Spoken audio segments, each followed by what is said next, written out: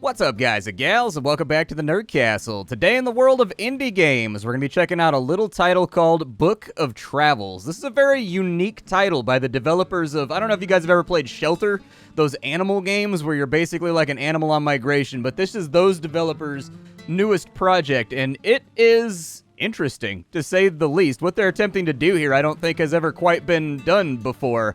If you've never seen Book of Travels before, the best way I can describe it to you is it's a sandbox open-world trading RPG where you're in kind of a strange... I don't even really know how to describe it. It's kind of like a mashup of, like, Eastern, Japanese, Chinese, Indian... Like, it's hard to describe the world that this game is set in, but you are a lonely trader on the road. And that's pretty much the entire game. There's no currency. The only goal of your character is really to level up, become stronger, get better abilities, and then trade. And since there's no money, the value of what you have is stored inside your character's backpack, meaning that you start out like collecting things like apples and walnuts and stuff you find on the side of the road or next to a river or whatever else. And then you trade upwards, and all of your value is carried inside the objects you have in your inventory, which will trade into other things, which will trade into other things. It's online, and so most of the time you're isolated and alone, and the game has this tremendous atmosphere of just being by yourself and just like really, really wanting to run into anybody or anything. And then other players will just randomly be assigned to like your game. So it's not like an MMO.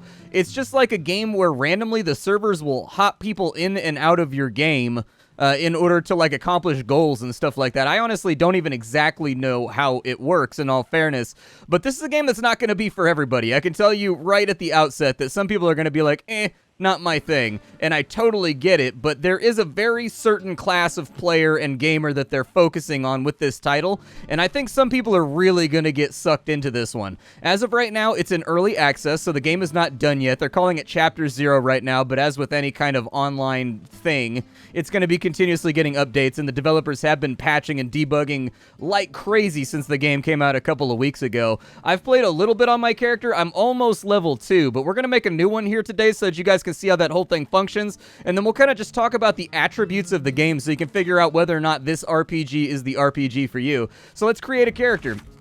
The characters, we got to pick a form. This is effectively what your character can look like. If you really wanted to think about it in terms of classic MMOs, you would think about it in terms of, or like classic RPGs, this is your race, although like race isn't really like super a thing in this game.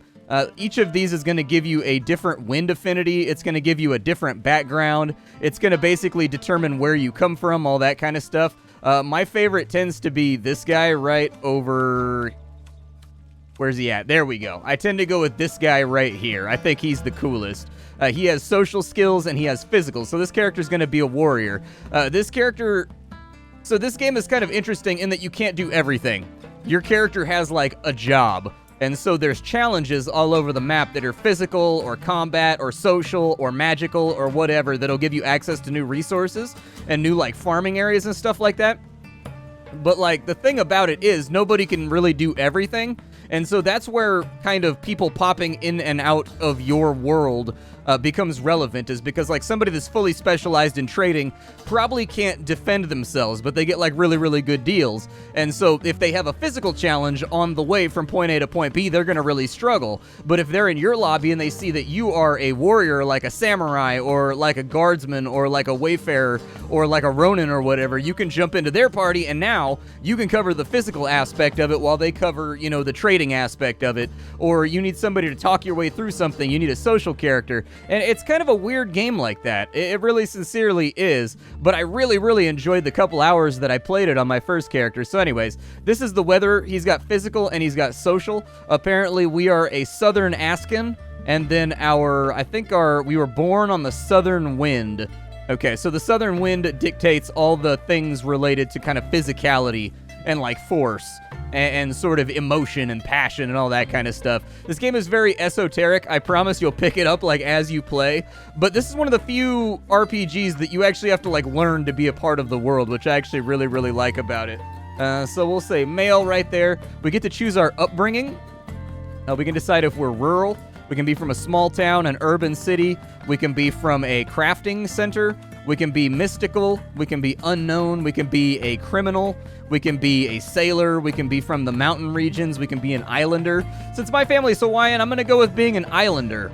That sounds pretty good. We grew up on an island shore fishing, gathering driftwood, and pondering the mysteries of the tides and the endless horizon. Cool. Now we get to choose our traits. Most of these are not put into the game yet. But later on, what these are going to do is they're going to give you little stat boosts to, like, the various things. Like, I think there's 4 different schools of interacting with the world. There's physicality, there's spirituality, there's social, and there's something else. And these basically all modify that kind of. So anyways, most of these are not implemented. We can be stoic. That sounds good. Apparently we lose less energy in rough weather. And then I say we'll be athletic. That sounds good. We'll be stoic, because we're a warrior, right? Being athletic and being stoic is kind of part of being a warrior. This game does have combat, but the combat is not like a major focus of the game. But there is combat. You can go out and fight with creatures and monsters and stuff like that, and there are unsafe areas of the map that people are going to need you if you're a warrior, if you head into those areas. And then we've got to have a negative trait. We can be messy, wasteful, tense. We can be a sleepyhead. We can be gluttonous. We can be a fast talker. Yeah, let's be a fast talker. Our emotes are visible for less time. Okay. That's a nice little emergent effect right there. That's actually probably the word that I would use to describe this game the most is emergent. We've got it's mechanics. That's the other one. Engineering. And these actually do have like a point in the game world. Like if you have really good mechanics, you can fix stuff inside your version of the world like trains and steamboats and stuff like that and then use them for transport. If you're good at physicality, you can move rocks and things that are blocking roads that people have to go around. Like if you can socialize, you can get people out of the way if they've made blockades on certain roads and stuff like that. Like you do have a means like in your instance of the world to really kind of change things, I guess. Our starting skills, we can have Mind of the Tactician. That makes it so that we have higher defense when we're in a group.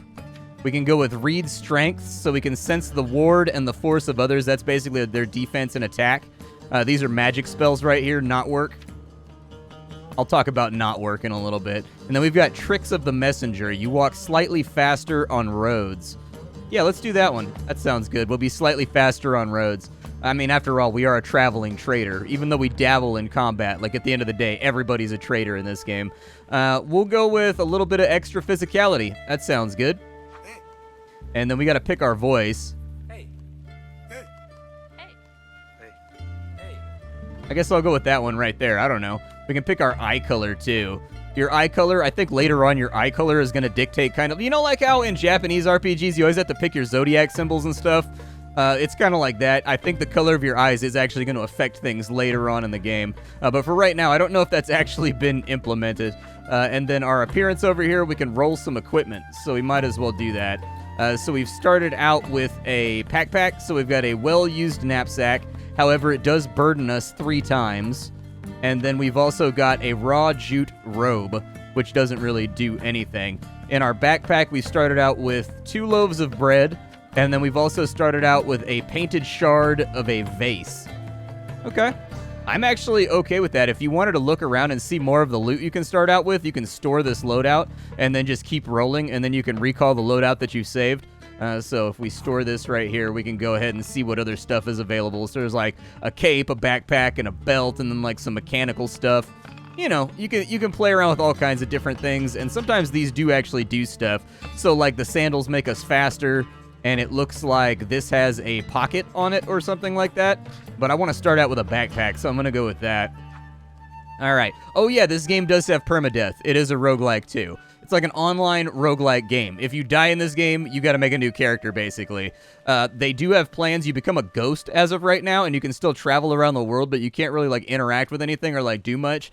They have talked about how they're going to be, like, developing the ghost system into, like, its own layer of the game, but as of right now, basically you become a ghost and there's no rezzing or whatever, and so don't die. That's my advice to you, is try really, really hard not to die. Luckily, there's not a whole lot of things in this game that are going to murder you outright. But anyways, we can get our name now. Connie, let's see what good names we can get here. We can go with that. Nahan Bassam. That sounds good. The Bus Boy. That's our nickname right there. The Bus Boy.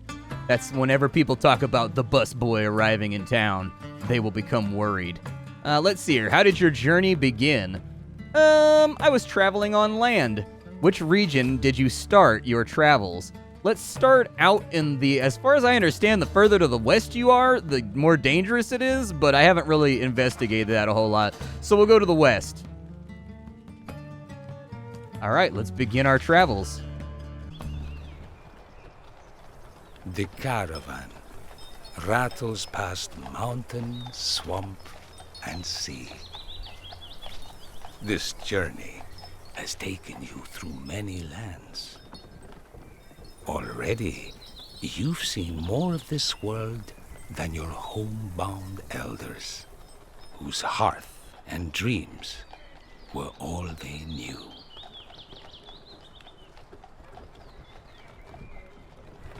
Lulled by the monotony of the journey, your eyes are drawn to a spot on a hillside. A brambly side road, not much different from 100 others, has taken hold of your heart.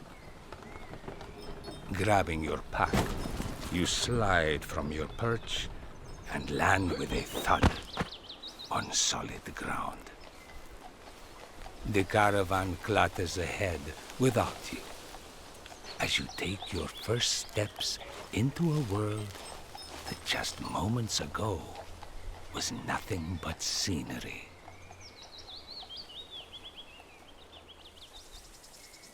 Sleeping in a field, you're woken by the call of unfamiliar voices. From a bed of grass, you wake to see the faces of new friends. A flock of curious and very sociable sheep.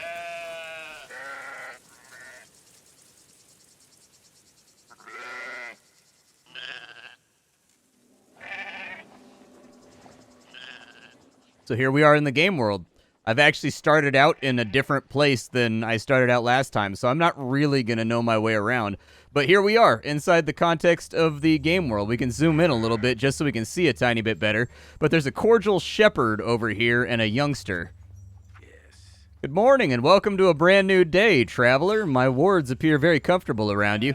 Me and my son have decided to follow their example. Your way must have been long and hard for you to fall asleep in the middle of a field. You didn't even look for the shelter of a tree. If you'd permit me to give you some advice, I suggest you head south. You'll find the Elden Road. If you follow it east, you'll come to the City of Crossings. The keeper of the tea house under the tree is a kindly soul. Seeing someone as wayworn as you on their doorstep, they're going to offer you a free meal and a good rest, at least. Wind's blessing on your way, Kaleem. So this game is sort of like not a game that you should approach like every other MMO. It's not even an MMO, it's just an RPG with some online components. This is a game where you're meant to wander, and you're meant to explore, and you're meant to talk to people. Like, if you go to your character sheet, you will notice that you do not get XP, you get knowledge. Your character's ultimate goal in this game is just to become more worldly, effectively, and just travel the world experiencing things. And there are random events that will happen at random times on random places. Every NPC has kind of like a routine. The traders move in between towns on their own schedule, stuff like that. And like, you're supposed to just kind of like sink into this world and enjoy it. In the bottom left, we've got our emotes menu. This is how you communicate with other players. There is no text or anything else like that for talking. You just communicate via emojis effectively like that right there. Mine show up for less time because apparently I'm a fast talker or whatever. But we can just wander around. It's pretty much we click around and we find stuff to do. If you see a sparkle around, you should investigate it. If you see people around, you should talk to them. And this game does not really have like a quest log.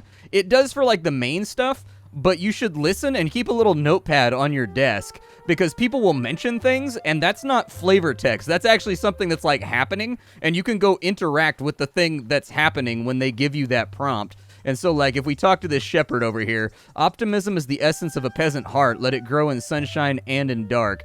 Okay, so he's just got the normal NPC response, but sometimes you'll talk to people and they'll be like, you know, the walnut shipment's been kind of late. I need that to make the lacquer, you know, for the wood that I use to fix the mill. And then, like, if you bring that guy walnuts, he'll actually give you, like, 4 or 5 times the cost of what a walnut normally costs. in order just to bring him, like, that thing. And so anyways, we can right-click to run if you want to. As you can see, the entire game uses kind of this painted tapestry-type look, which I think is actually fairly intoxicating. If we see any shinies or anything around, there's a fireplace over there, so technically we could light a fire if we wanted to. The entire game, you can go back to all these areas back here. There is a road on this side, and we do have access to a map, and so you don't have to worry about getting lost or anything else like that. We're on the Western Harvest route, apparently, right now. There's something off to the left. It looks like there's Calm and Ison or something over there, but it doesn't look like there's a whole lot of settlements like in this area. However, that means that this is more than likely a pretty good place to like filter through and just kind of take a look at stuff. If you go into water, you get wet in this game, and being wet has various effects. You should really investigate and talk to just about everything you possibly can. Ooh, there's an object right here. What is it? Like a basket? That's what it looks like to me. Let's go see if we can pick it up. It is a not message. What does a not message do? We can open up our backpack, and if you right-click on anything in the game, it'll give you this little card over here, and you can kind of investigate it. Now, these question marks mean that we don't know what this is, but not work in the context of this game is how you cast magic. And so the magic system in this game is they take strings and they take reagents and they weave those strings and reagents together into a knot, and then the knot creates a magical spell, effectively. And knot work is one of your skills in this game. If you go to your skill book over here, we have a reagents pouch, and we'll pick up reagents as we're playing the game. And then, this game has like 100 and something skills. We only start out with like 6 of them, but as you play the game, you will find people around that, like, if you do tasks for them, they will teach you skills. Or if you find people that are just trainers, effectively. There's loads and loads of skills, and they all do different stuff, and as you level up, you'll get more knowledge points, and you can put those knowledge points into all of those hundreds of skills in order to kind of really customize your character, make them kind of interesting. Like, right now, we don't really have much of anything. We pretty much just have Tricks of the Messenger, which lets us move fast on roads. But later on, you know, you may have skills that you activate to give you a defense boost in combat, or you may have a skill that you activate that if you're fighting in the wilderness, you have more attack power, or you may have a skill that makes you cast knots faster, stuff like that. It looks like most of these guys are not interactable, but it looks like this guy is. Ah, you must be one of the new Kalims. I am called Ezrafar to my face and old Ez behind my back. I travel the land sharpening farmers' tools, kitchen knives, scissors, anything else that has an edge. In return, I only ask for a story. Mundane or not, I don't really care. But the tale must be a story from your own life, and it must be true. Do you have a story for me, Dandelion? I don't think I have a story for you.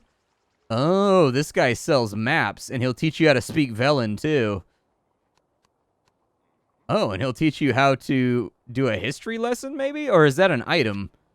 Oh, that's an item. Okay. And these history lessons over here, like, what exactly do they do? And see, this is a big part of the game, is like, a lot of people, I think, will find the aimlessness of this game really frustrating, but to me, the mystery of, like, what is this thing? Like, why do I need to know this? Why is this useful to me? That's what actually kept me playing. You've taught yourself how to decipher the knots of the Velen language, learn the Velen tongue, and decipher unique knot-based Velen writing. Can we afford it? Oh, I don't have enough trading items, dude. Okay, we need to go pick up some stuff so that I can learn to speak a language. Because then, like that knot that we found on the side of the road, we might be able to decipher it, and it might be a spell that we can, like, reproduce, basically. And we've got another sheep herder over here. I had to play this game specifically. I'm recording this at a very specific time right now, too. I had to, like, be awake and, like, active at a specific time so that it would be daytime. Day and night in this game kind of flows on its own, and so I didn't want to do a video where we're walking around in the dark the entire time with lanterns and stuff. The roots of the land grow deep. Okay. I don't see a whole lot that's lootable around just yet. You want to be, like, kind of careful and mouse around over the tops of stuff, and if you do that, you'll occasionally, there we go, there's something right there. I don't know what it is. It's probably a reagent for our pouch. I think it's moss, actually. There's like stone moss or something like that you need for casting certain spells. So we'll take our character on over here, and then, oh, I've actually got to go out into the water to get it. Aw, man. Well, at least it's daytime. At least I won't be all soaked and wet at night, so that's fine. Let's grab it. Jade algae. Yep, that's exactly what it is. It's one of our spellcasting reagents. I'm going to wander around for a little bit and just kind of see what we find out and on the road, and I'll kind of, like, resume the recording whenever I feel like we've hit something interesting.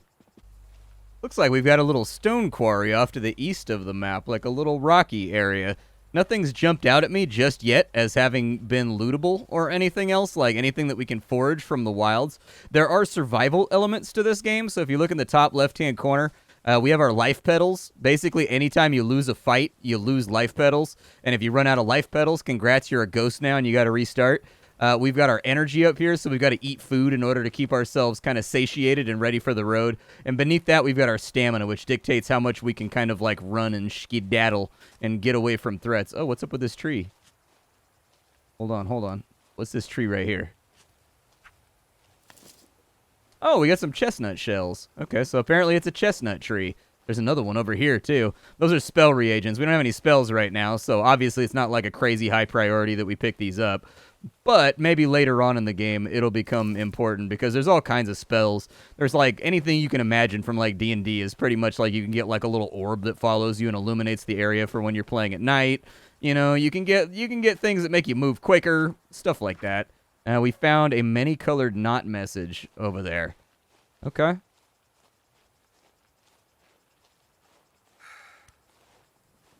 Over here, next to this suspicious-looking sheep. We've got plate body wear, workers steel heel, practice. Did somebody die right here, I wonder? I don't know if people drop their loot when they die, but that's actually a pretty fat loot stack that we just picked up. We just found plate mail. It gives us 3 burden, but it gives us 3 defense, which is pretty rad, in all honesty. We've got a pear tree backpack, which gives us +1 bag size. This gives us no bag size right here. So technically, we just found like a major come up inside the game world. And with the workers steel heal, it makes us better at combat. It makes us less social. It gives us burden though. So we're going to have like mad burden. If you're wondering what burden does, when you go into combat, you have like a little, this game kind of uses the ATB system from Final Fantasy, where you've got a little meter that fills up. And if you take a look at your character, your burden, it basically determines how fast your meter fills up. And so, you know, we are definitely playing the role of a warrior right now. We've got plate mail on. We're ready to rock. The downside is we need to find our way to maybe getting some weapons or something. The game also has a lot of like little cool things right here. Like other players can see your background. Like it's good for role-playing or whatever if you're into that kind of thing. We've got physicality +3, which is not bad for being this early on into the game. I think what we'll do is we'll follow that guy's advice and we'll head south onto the road. And we'll just see what we kind of find around. I don't see any reason. Oh, there's a rock over here. Can I move it or something? Let's see if there's anything underneath this rock right here. We need 3 physicality.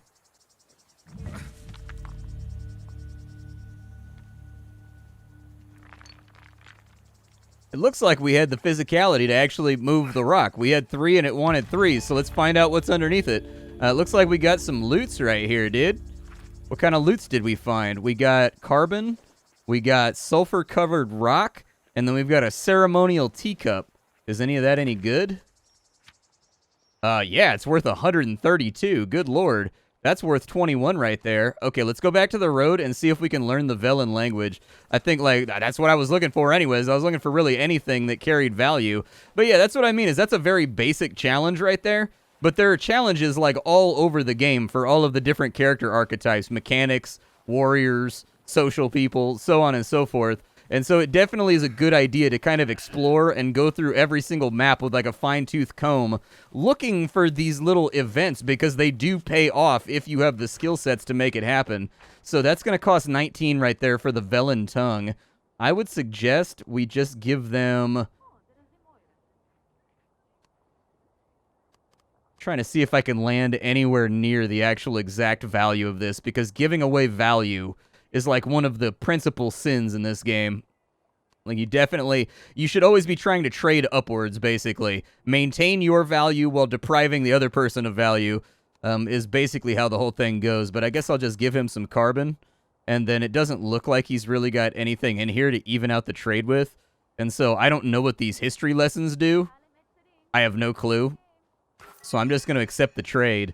And then it looks like in completing the trade, we gained a little bit of knowledge right there, too. And pretty much every activity in this game gives you, like, some form of knowledge. Like, if you do a challenge, or if you complete a trade, or if you find a relevant conversation that leads you to, like, some task. You always want to listen for that chime noise when you're talking to somebody, because that means there's truth in their words, and you just gained knowledge. And it usually means that there's a further rabbit hole you can go down there if you, like, deliver them something, or if you go talk to the person they reference, or something else like that. It's really kind of an odd game.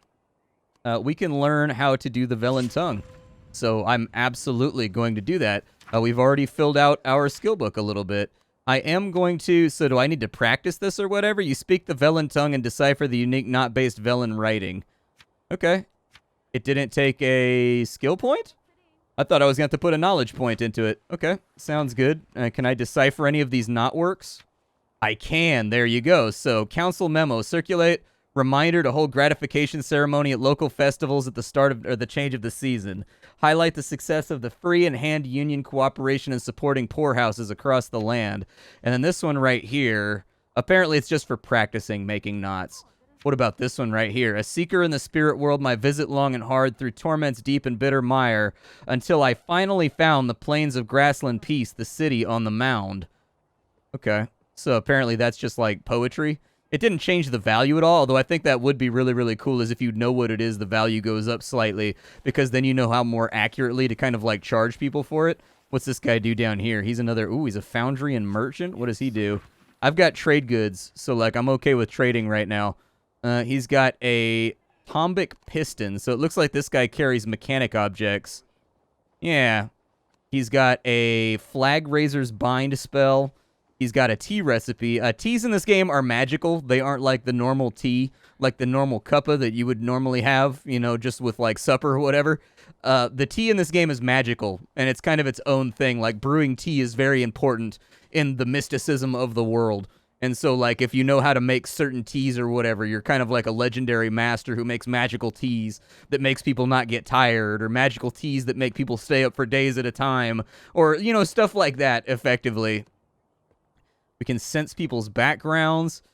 That one's cheap. I don't know exactly how much value I'm carrying with me right now.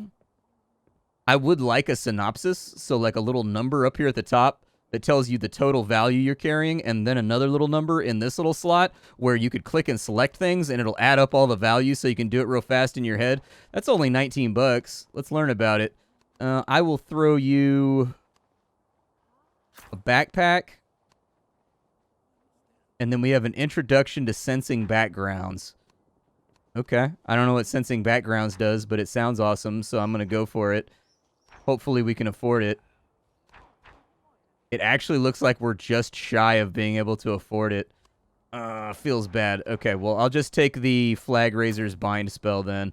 Although I prefer to give you something a little bit less valuable. That's pretty close. I could sell my food in order to get us up to get both skill abilities, but we're going to need the food so that we don't starve. So we've got a new skill. Let's go ahead and throw that into our book, too. It looks like it's a magic spell, and it costs us 2 feathers. If you pull open this knot, you will fly to the sky and see far into the distance. Okay. Cool, man. That sounds rad as hell. I'm actually stoked about that. So we can levitate now, dude. We could do the David Blaine thing where we mess with people's perception, and we do that optical trick where you rise up into the air. I'm David Blaine. I wander the road. I am a traitor. You can do that, like, mumbly David Blaine voice. Let's see. Oh, hey, can you give me a hand, Nomad? Yeah, I got you. I got you, bro.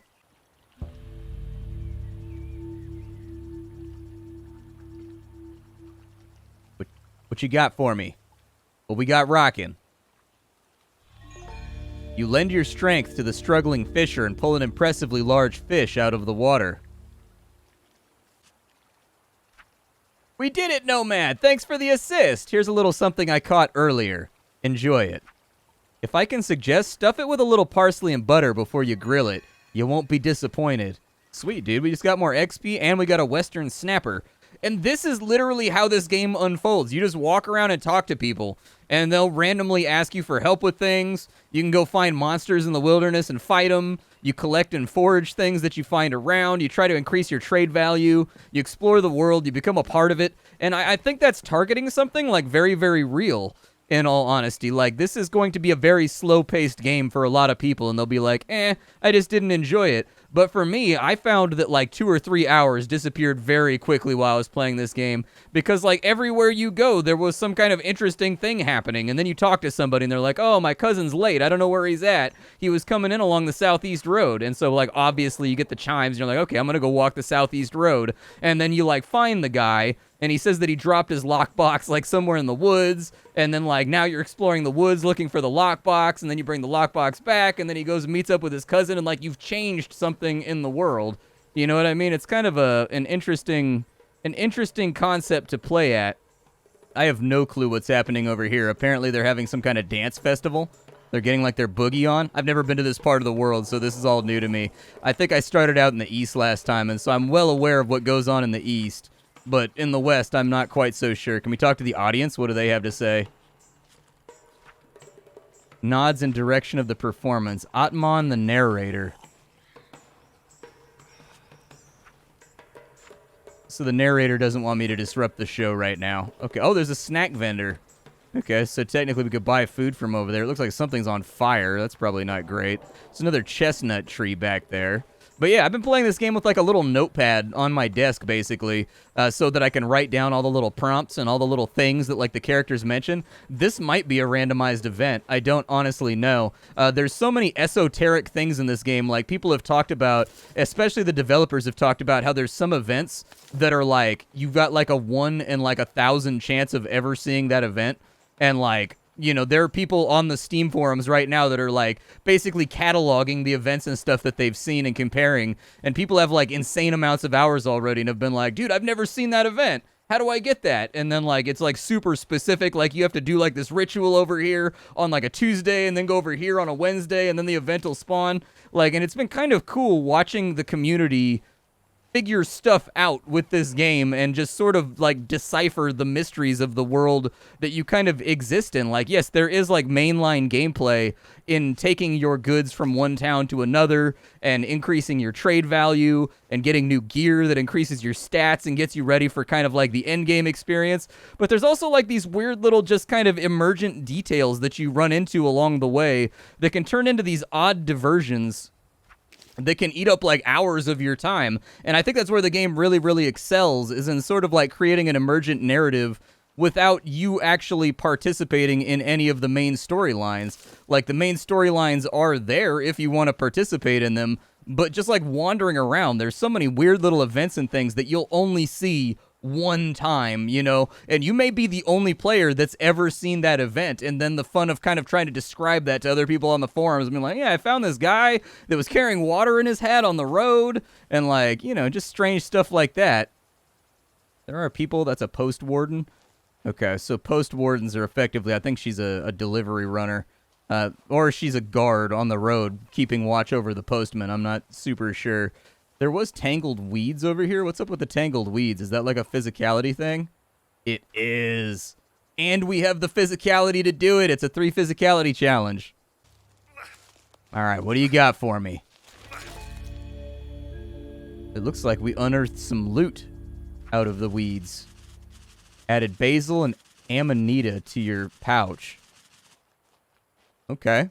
So I guess it was just like reagents. Oh no, it's actually, these are actual real things, and they're worth money. Sweet, dude. Okay, so we can trade into those. I'm sort of feeling like wearing the plate mail is a bad idea for right now, especially since, like, we're not planning on fighting anything just right now. You can go into combat mode if you want to, and so this is the combat mode toggle. As you can see, if there's any enemies in this area, you would have a little initiative meter that fills up, and you, like, attack and defend. Combat's a little wonky right now. It's a little weird. The game also has some pretty significant issues with desync, and so I know the developers are working on it, but just be aware sometimes, like, when I click on a challenge, I've made an edit because it takes a while for the server to sync up with what you want to do. For, like, everyday tasks, oh my god, there's even more loot, dude. What is up with all this loot that's laying around? I have never, dude, I played on my other character for hours, and I had to trade my way up to getting, like, armor and stuff like that. And on this character, I'm just walking down the road, and I've just, like, found it laying around. All right. Well, I mean, if nothing else, we've got trade goods. I'm sure there's a market for, you know, armor and weapons and stuff like that. That gives us 1 defense for 1 burden. That actually kind of, oh, we don't have the armor proficiency, though. We got to find a trainer. So you'll find people in towns that will effectively teach you how to fight, and they will, like, increase your stats, and they'll give you all the skills and things you need for, like, wearing armor and wielding weapons and stuff like that, if that's what you want to do. The same thing exists for, like, mechanics. The same thing exists for people that teach you social skills and, like, decorum. The same thing exists for mysticism and magic as well. But yeah, the desync, I think, is the biggest issue. So for everyday tasks, like just walking around and looting stuff, you're not going to run into much desync. However, when it comes to doing challenges and things of that nature, there is a considerable, like, lag that I think they need to get under control to make the game feel more seamless and maintain its immersion as you go along. Let's head back to the road, and we'll just go south, and we'll go over to the next zone and just kind of, like, see what's around and, like, how it benefits us. Uh-oh. We've got a worried oxen keeper over here. If that doesn't imply that there's a task, then, can you give me a hand, Sam? My gluttonous oath of an ox has gotten something stuck between his teeth. It eats anything that comes before it. There never was an ox quite like this one. I always thought oxen were herbivores, but this thing only cares to fill his belly. It refuses to move if it has something to chew on. I gotta get whatever it has stuck in its mouth out, but it's lodged in too deep. I just can't get it. Please try. Can you pull whatever's stuck in there out? What have I done to deserve a creature like this? Okay, ox. Physical challenge? Oh, cool, dude. I'm wrestling the lunch. I'm pulling the Lunchable out of an ox's mouth right now. And there it is. We've succeeded at the task. Like I said, I made an edit right there because there is, like, desync when doing challenges. But yeah, the game is buggy. It has, like, a lot of weird desync and lag. But at the same time, it is a game that I don't think has ever been done before. And you guys know me. I'm a weird stickler when it comes to, like, interesting games that kind of buck established trends. And so anyways, the novelty of the game worked on me a lot, and I've been putting some hours on into it. Just exploring the world. Thank you, thank you. Okay, so the reward was just the stuff we pulled out of his mouth. So we've got an almond tree spoon. We got a child's paper fan that'll make us more social, but it lowers our physicality. Where does that actually go? It goes in our offhand? Okay. And then we've got a jasmine wreath that makes us more social. Okay. Yeah, throw that in there. Our specialties are being social and also being physical. And so we're a friendly warrior. We're the Karamon Majir, I guess. Everybody likes us, and we're good at fighting. But I was headed out south. But yeah, this is Book of Travels. Very, very odd, interesting, niche game. And I think, you know, if you can put up with some of the problems the game has and the hefty price tag, I think this game is headed in an interesting direction. And they said that they had 20,000 players as of last week. And so the chances of you running into other players that end up inside your lobby and being able to cooperate and kind of share stories and whatnot and experience events together seems like it's reasonably decent. I wanted to get some time into this game to, like, figure the whole thing out before I recommended it to all of you. So yeah, the pros are that this is a truly unique experience, and it is a truly weird game that, like, you're just supposed to immerse yourself in by trading and just being a part of the world. And then the downsides are there are definitely some bugs in the early access. There's definitely some server issues. All of them can be solved by just logging out and logging back on in, as far as I've seen so far. But, you know, if you can tolerate that stuff, I think there's some pretty interesting things here. And I'm going to be keeping one eyebrow up watching this game develop as it comes out because I'm very excited about it. I've always hoped that there would be more trading games and more games that focused on just kind of traveling the world and experiencing sort of, I guess, the combined sort of lore of a place that you know nothing about. And I've been enjoying it tremendously in my free time. So anyways, I'll see y'all later. Thank you for stopping on in. My name is Splattercat. I sift through the pile to find what's worthwhile in the world of indie games. Today we took a look at Book of Travels. Tomorrow we will take a look at something else. Bye, everybody.